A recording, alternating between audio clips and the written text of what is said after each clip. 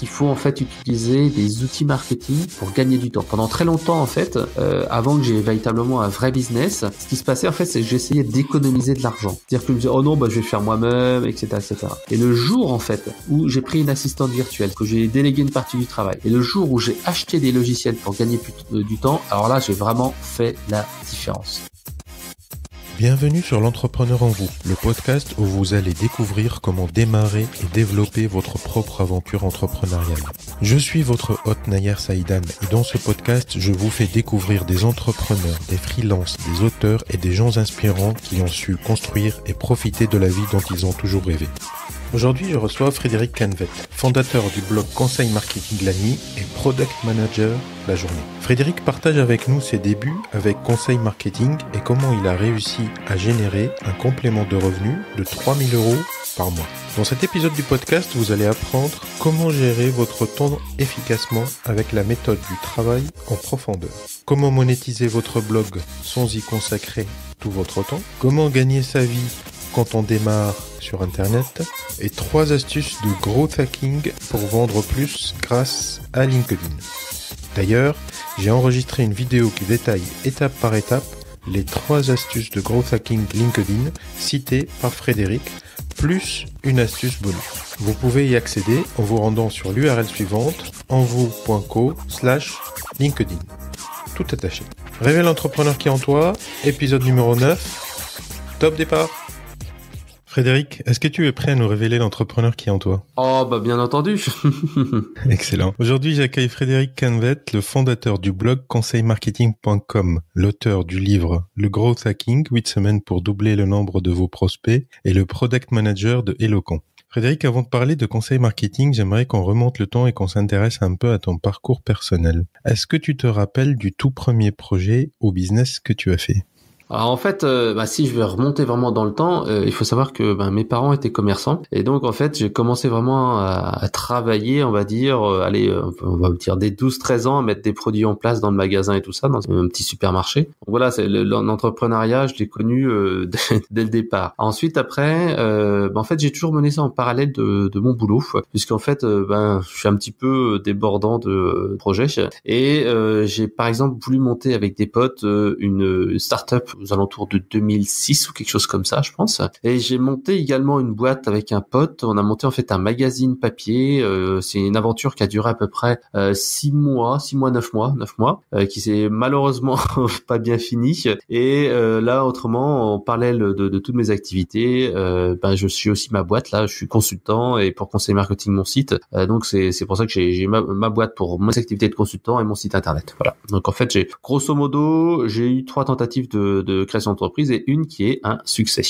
D'accord. Et concernant conseil marketing, comment tu as trouvé l'idée ? Comment s'est passé le démarrage ? En fait, c'est vraiment simple. Comme je te disais tout à l'heure, j'ai voulu monter une boîte avec des amis. Je crois que c'était aux alentours de 2006. Et c'est vrai que on était chacun dans nos appartements. On était à Paris et on se voyait à peu près, on va dire 2-3 fois par semaine. Et donc en fait, on allait dans les appartements des uns des autres. Il y en avait des sessions de travail. Mes 2 amis étaient développeurs et moi, je m'occupais en fait du marketing. Et donc c'est pour ça en fait que j'ai créé le blog Conseil Marketing, parce qu'en fait, je prenais mes notes pour savoir toutes les actions que j'allais devoir mener au niveau de la communication, au niveau du référencement, etc., etc. Et donc, en fait, c'était entre guillemets ma checklist pour après lancer le business. Ce qui s'est passé, c'est que finalement, comme tous les développeurs, mes amis étaient extrêmement perfectionnistes. Ils étaient vraiment tout le temps, il fallait refaire la roue. Et finalement, au bout d'un moment, j'ai jeté l'éponge parce que c'est un projet qui avançait pas du tout. On y a consacré quand même pas mal de temps et d'énergie pendant, je pense, pas loin d'1 an. Et en fait, au final, c'est Conseil Marketing, le blog qui est resté.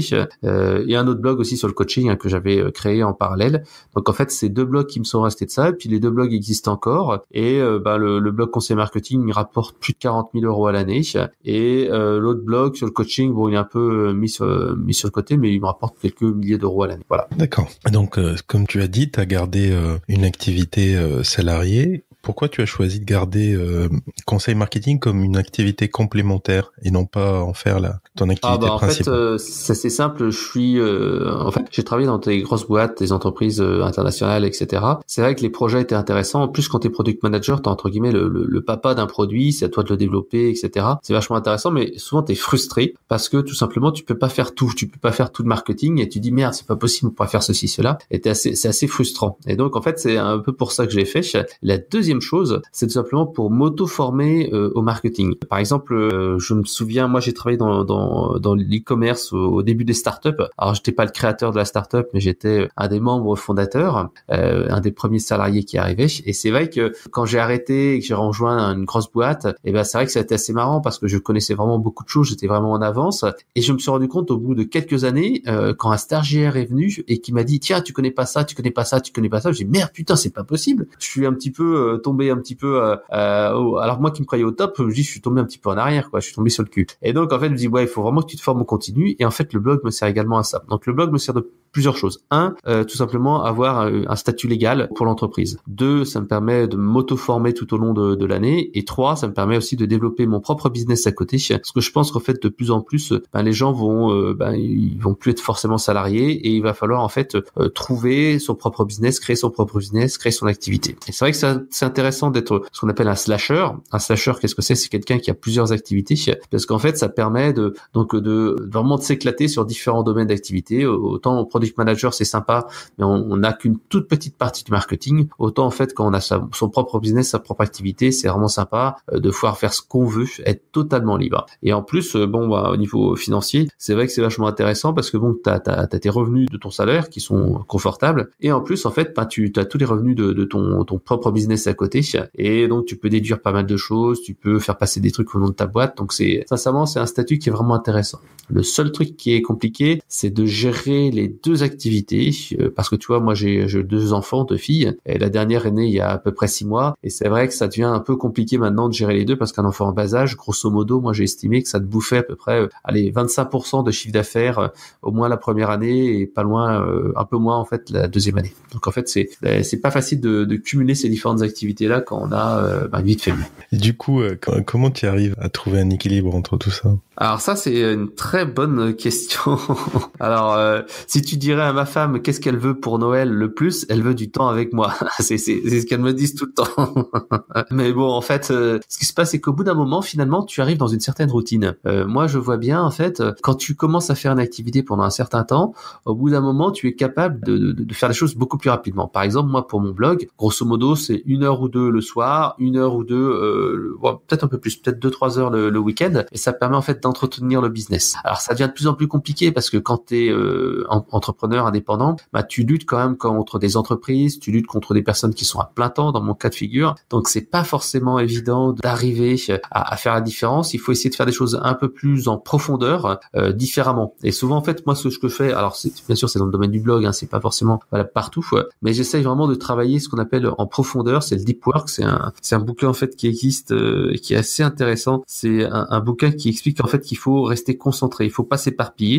Et ce bouquin-là, moi je le recommande vraiment de le lire, c'est Deep Work de Cal Newport. En fait, c'est un bouquin qui explique qu'il faut rester concentré un maximum sur une tâche et essayer de pas trop se faire distraire ou de parcelliser trop de choses. Par exemple, moi je me concentre souvent sur écrire des articles de blog, faire des vidéos et j'essaye de passer uniquement ensuite sur par exemple répondre aux emails, faire de la promotion sur les médias sociaux et tout ça parce que ça, certes c'est sympa, c'est intéressant, mais c'est pas ça qui vous permettra de faire la différence. Si vous voulez vraiment faire la différence sur un marché, il faut travailler concentré sur une tâche, une action qui va vraiment apporter quelque chose de très très très performant. Voilà. D'accord. Alors Frédéric, tout à l'heure, tu disais que conseil marketing génère 40 000 euros de chiffre d'affaires par mois. Est-ce que tu peux nous... Non, pas par mois, par année. Parce que par mois, ça serait un peu beaucoup. Par mois, en fait... Alors, après, je pourrais forcément augmenter pas mal. En fait, ce qui se passe, c'est que sur le site, moi, j'ai comme philosophie de pas, entre guillemets, arnaquer les gens.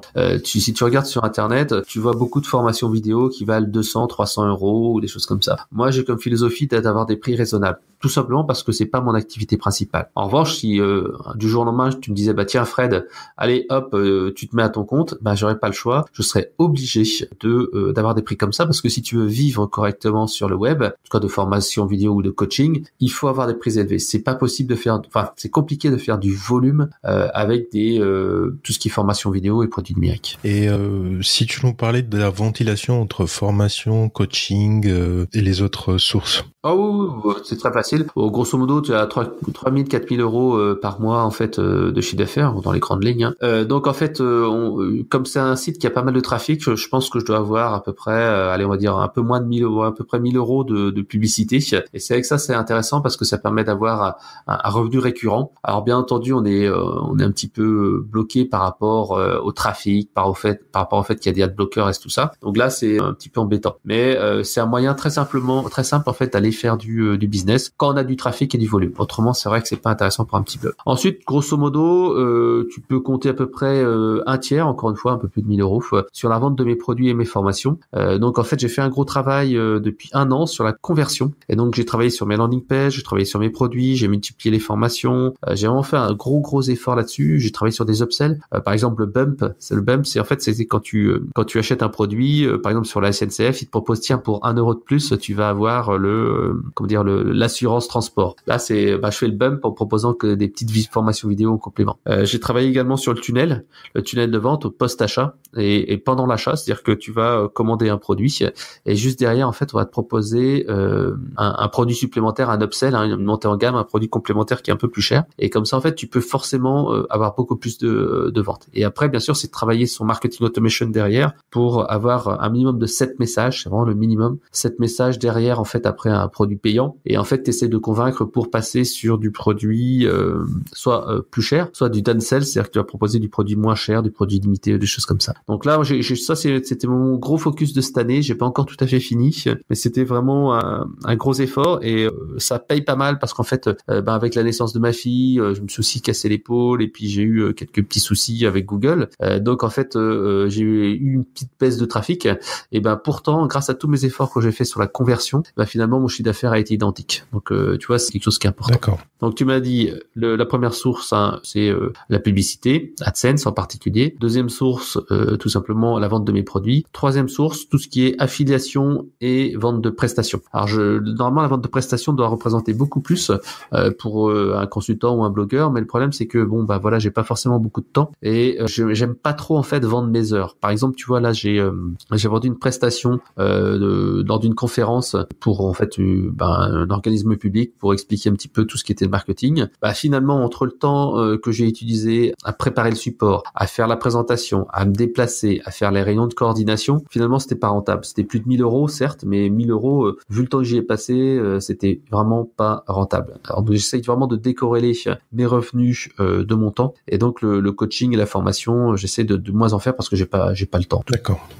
Alors là, encore une fois, là, c'est mon cas particulier à moi. Une personne, en fait, qui va démarrer sur Internet entre consultants ou des choses comme ça, il aura tout intérêt au départ à faire de la formation et du consulting parce que ça lui permettra, en fait, de faire directement du chiffre d'affaires et de vivre correctement parce que vendre des e-books, des formations vidéo et tout ça, ça nécessite d'avoir du trafic, ça nécessite, en fait, d'avoir un bon tunnel de conversion et ça, c'est pas forcément le cas de tout le monde. Ok. Frédéric, quel est le meilleur canal marketing que tu utilises pour faire croître Conseil Marketing ?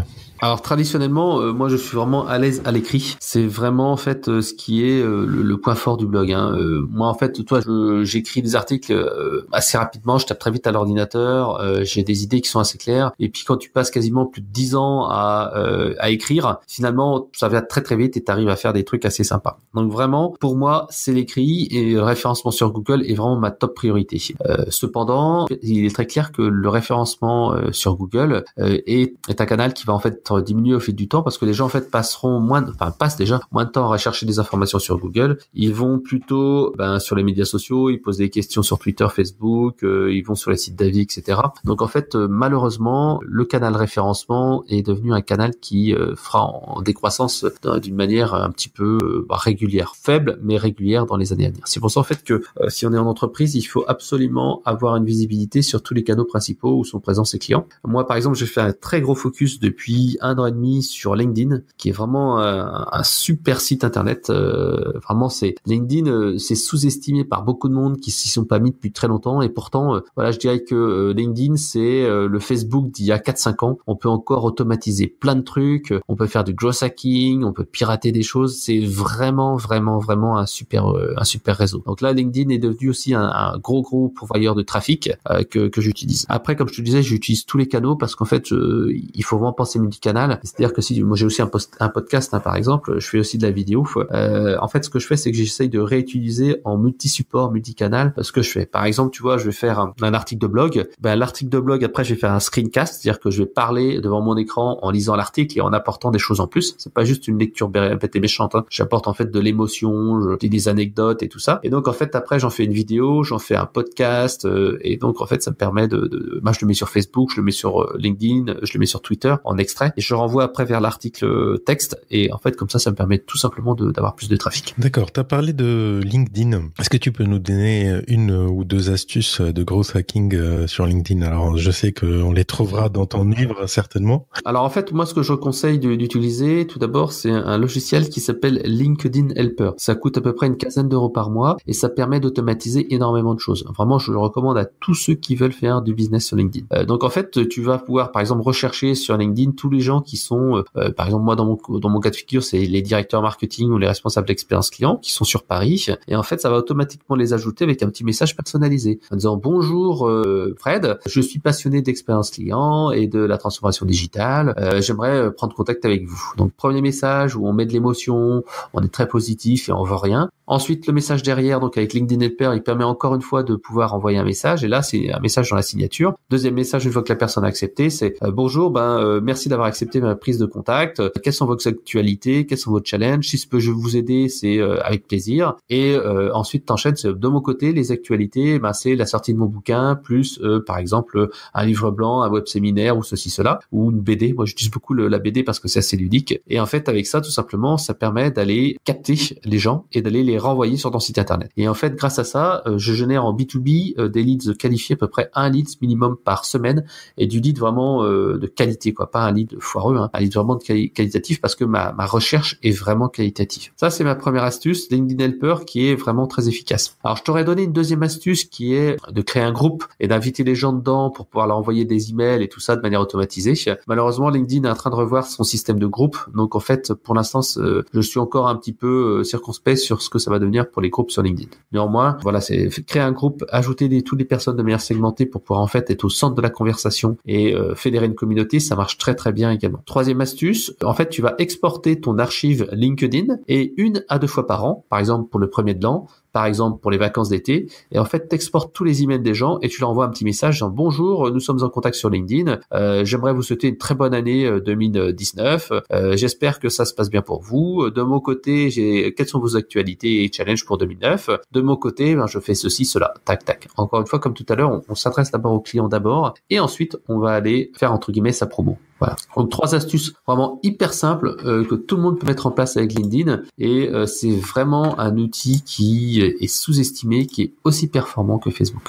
D'accord. Le problème, c'est que la publicité sur LinkedIn, elle est hyper chère et elle n'est pas très efficace, mais c'est un outil qui est vraiment, je trouve, très sympa à utiliser et qui permet de faire des choses assez originales.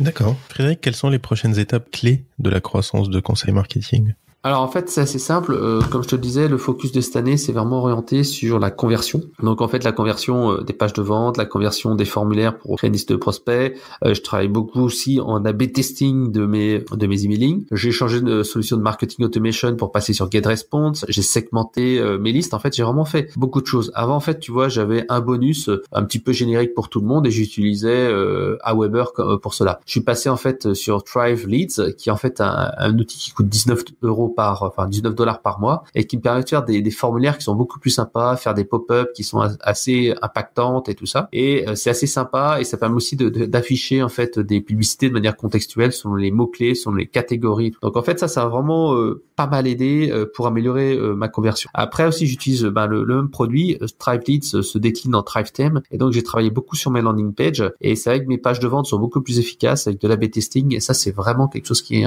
vraiment intéressant. Donc ça c'est objectif objectif 2018, hein, c'est la conversion, améliorer les pages de vente, être beaucoup plus efficace. Après en 2019, en fait, ça va être essayer de reprendre un petit peu du poil de la bête au niveau du trafic une fois que j'aurai un petit peu avancé sur tout ce qui est conversion, et également développer le chiffre d'affaires avec plus de produits. En fait, par exemple, là, tu vois, j'ai une formation vidéo en continu qui s'appelle la Star Marketing Academy où les gens s'abonnent tous les mois et reçoivent en fait 1 ou 2 heures de vidéo. Et en fait, je suis en train de découper cette formation en mini-formation, ce qui me permet en fait d'aller multiplier le chiffre d'affaires, puisqu'en fait, quand je fais une formation sur une thématique dans la Star Marketing Academy, après, je peux la vendre aussi en unitaire, faire de l'upsell, du cross-sell et tout ça. Donc, suite à cela, ça sera aussi travailler mes séquences de marketing automation pour être beaucoup plus efficace, parce que pour l'instant, c'est pas mal, mais je suis pas encore au top.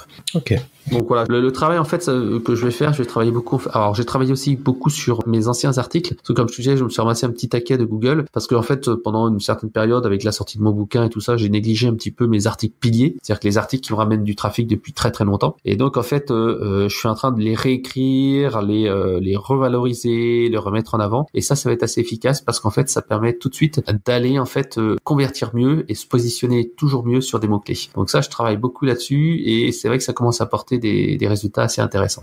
Quand tu dis il t'a pénalisé, c'est parce que les articles n'étaient pas assez longs ou parce que ça faisait trop longtemps que... Justement, ouais, en fait, ça faisait longtemps. C'était des articles qui dataient d'il y a 1 an, 2 ans, 3 ans, 4 ans. Ils étaient bien positionnés, mais en fait, forcément, ils étaient plus forcément d'actualité. Il y avait des liens brisés. Et puis, c'est vrai que maintenant, pour ressortir sur une thématique, il faut forcément écrire de très très longs contenus. C'est plus un article de 1500, de 2000 mots qu'il faut. Ces gros articles-là, c'est quasiment des dossiers. Ces articles font entre 8000 et 10 000 mots, ce qui est assez énorme. Et donc, en fait, ces articles-là sont véritablement mes piliers et je les soigne, je les mets à jour, je les renvoie sur ma newsletter, je renvoie du trafic et ça devient vraiment des piliers de mon activité. Il y a une conversion qui est très bonne là-dessus. Je fais des liens sortants vers mes autres articles clés. Enfin bon, tu vois, je travaille beaucoup là-dessus actuellement sur donc le référencement. Je travaille également beaucoup avec infinitesuggest.com qui est en fait un site qui me permet de générer des mots-clés supplémentaires que je vais intégrer en fait dans certains de mes articles. Parce qu'en fait, j'avais des articles qui dataient d'il y a plusieurs années où je me faisais pas chier. Je mettais un mot-clé et puis voilà, c'était perdu, c'était fini. Et en fait, même parfois, il y a très très longtemps, 5, 6, 7, 8 ans, je mettais même pas de mots-clés.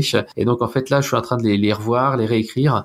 Et pour ça, en fait, je passe par mon assistante qui est à Madagascar et qui fait ce travail de mettre des mots-clés et de revoir un petit peu la mise en forme des articles. D'accord. Frédéric, c'est le moment des temps forts. Quel a été le pire moment de ton parcours d'entrepreneur et comment tu as fait pour rebondir ? Alors en fait, moi je te dirais que le moment qui a été plus fort du côté négatif, c'est en fait lorsque j'ai monté ma boîte avec un pote, comme je te disais, on a monté un magazine et ce qui s'est passé, c'est qu'en fait on avait à un moment donné, on avait le choix, c'était stop ou encore. On avait investi chacun 10 000 euros dans la boîte, je crois que c'était quelque chose comme ça, un peu plus peut-être, et donc ou peut-être 20 000, je sais plus exactement. Enfin bref, on avait investi quand même un montant assez important et donc le magazine vivotait, mais on n'arrivait pas en fait à passer à la vitesse supérieure. Donc en fait, on s'est vraiment dit qu'est-ce qu'on fait ? Est-ce qu'on continue ou pas ? Et c'est vrai que moi j'ai fait tourner un petit peu le simulateur Excel en disant voilà nos coûts, voilà les ventes, voilà ceci, voilà cela. Et en fait, j'ai dit à mon pote non mais de toute façon ça vaut plus le coup. On a quand même très peu de chances de réussir, donc on fait stop. Et c'était beaucoup plus raisonnable que de continuer à essayer de monter sa boîte parce que mon pote était en fait à temps plein dessus. Il arrivait à peine à se dégager un tout petit revenu, même pas un salaire complet. Et donc en fait on s'est dit stop parce qu'en fait, lui, ça lui permet de rebondir, trouver un autre job. Et moi, en fait, c'était une très bonne expérience et ça m'a servi après tout derrière.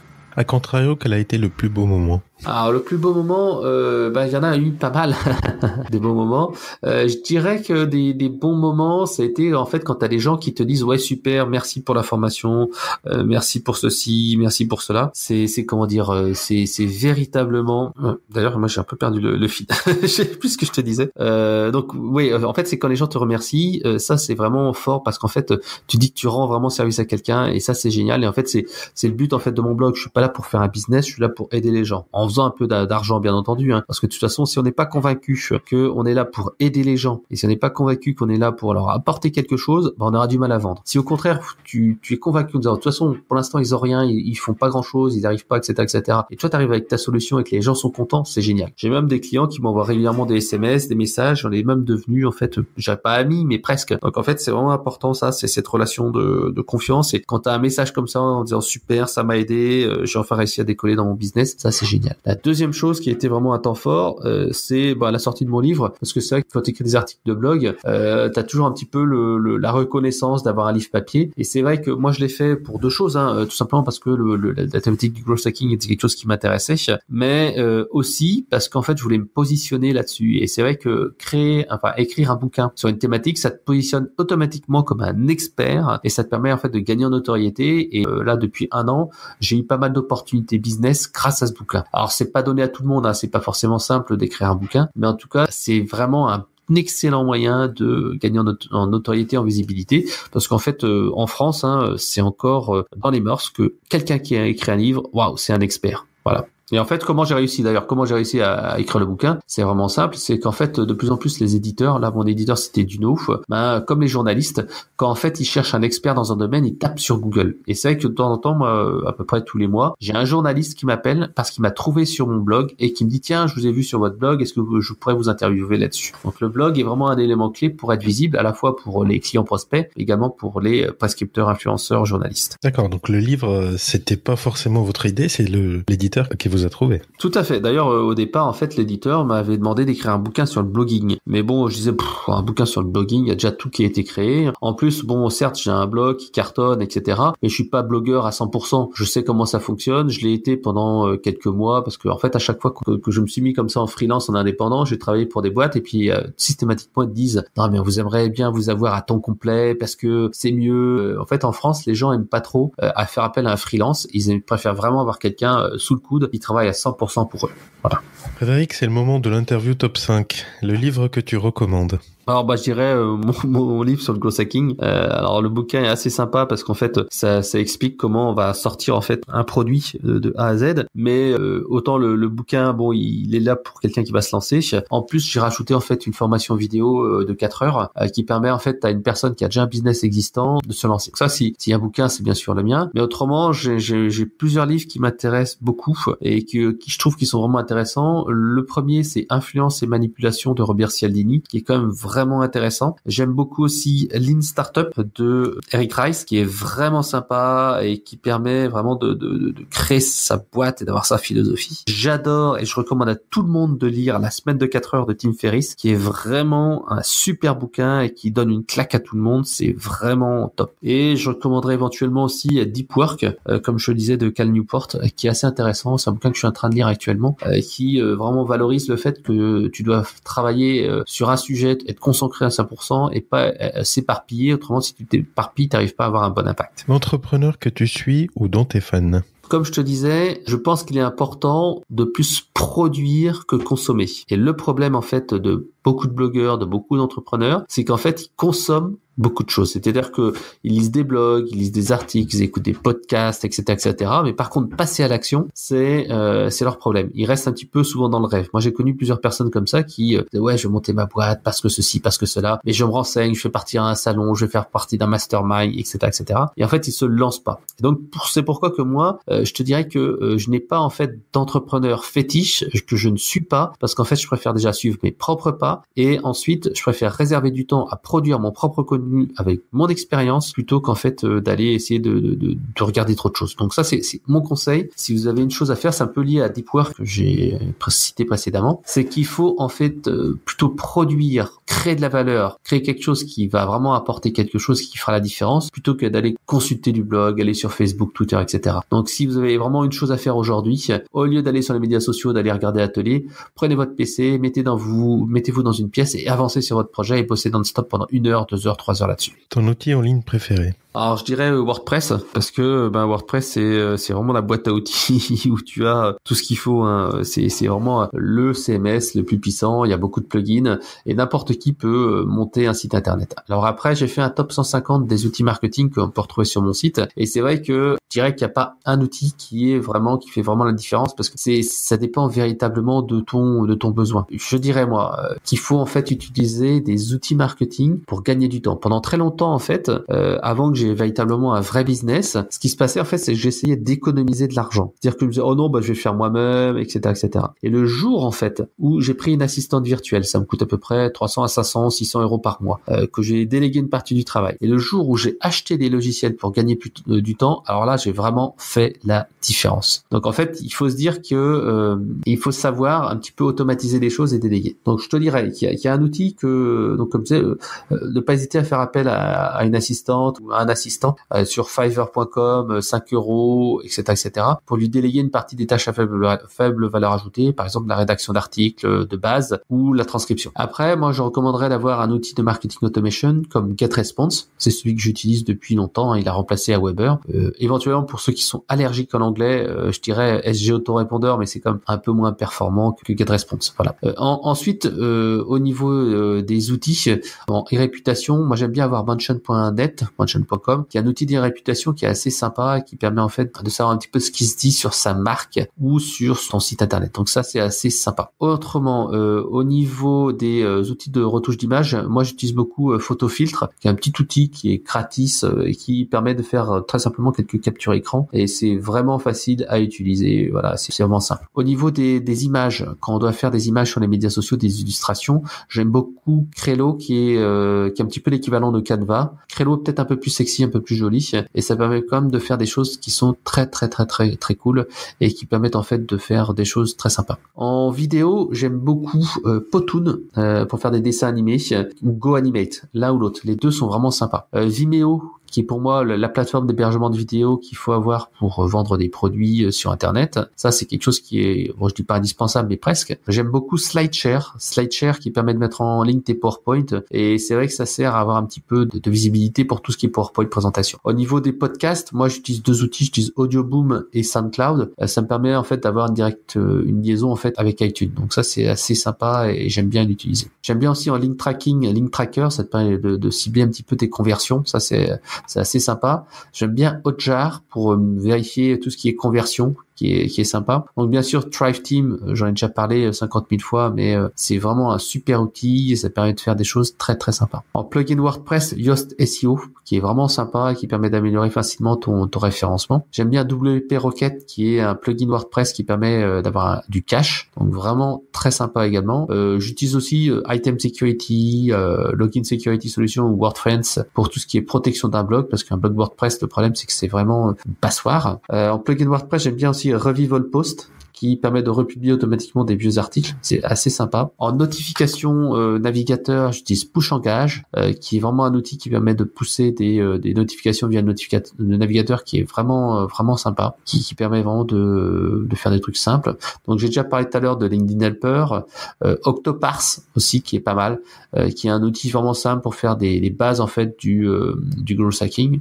Voilà. J'aime beaucoup aussi Jarvis, qui permet d'automatiser aussi des choses sur Instagram, YouTube et tout ça. Donc ça, c'est des choses qui sont assez sympas. En chat, j'utilise beaucoup ClickDesk, qui est un chat qui est pas cher et qui est assez performant. En chatbot, j'utilise beaucoup ManyChat, qui est un chatbot qui est sympa aussi. En capture écran, j'utilise Camtasia sur PC. Pour les Mac, ce sera plutôt ScreenFlow. J'aime beaucoup aussi SEMrush, qui est un super outil pour tout ce qui est analyse des mots-clés, référencement et tout ça. En alternative, il y a Ahref qui est pas mal, mais bon, moi j'aime bien SEMrush, qui est vraiment un super outil. J'en ai déjà parlé tout à l'heure. Infinite Suggest aussi, qui est un très très bon outil pour récupérer des idées de mots-clés. J'utilise beaucoup aussi Evernote pour prendre des notes. Ça, c'est un outil que j'utilise très régulièrement et qui permet tout simplement d'être plus efficace. En collaboratif, quand vous bossez avec des gens sur un projet ou avec des sous-traitants, Slack, c'est vraiment un outil qui est vraiment très très sympa. Voilà, donc là, je t'ai donné quelques petits trucs. J'aime bien aussi Cuneo en termes d'outils en fait de facturation, qui est bien foutu pour les infopreneurs. Ça permet vraiment de faire des upsells, des cross-sells et tout ça. C'est un outil qui est très sympa.